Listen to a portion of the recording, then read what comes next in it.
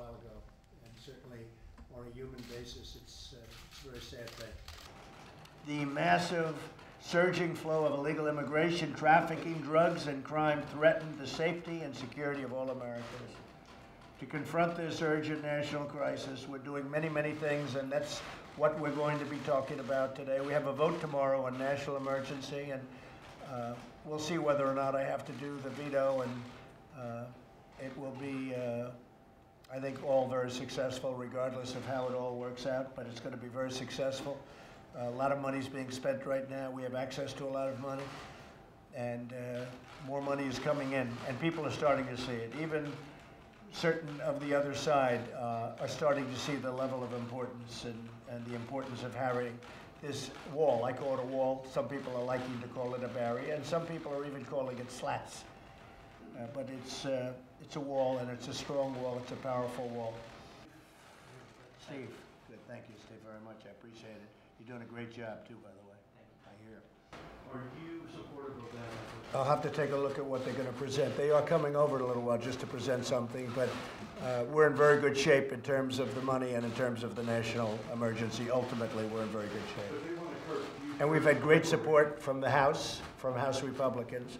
And we have great support from most, as you know, from most of the Senate, from most of the Republican Senate, because this is really a bill on border safety, border security, and it's a bill on, I would say, maybe more than anything else. We're here talking about drug trafficking, and you people know the subject better than anybody.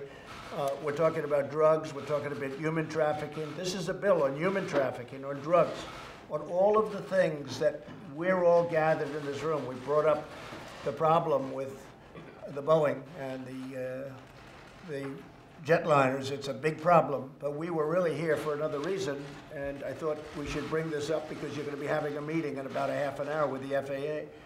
But this is really a vote not on constitutionality because it's constitutional. It's not a vote on precedent because you take a look at what President Obama did with DACA and with so many other things. That was no precedent.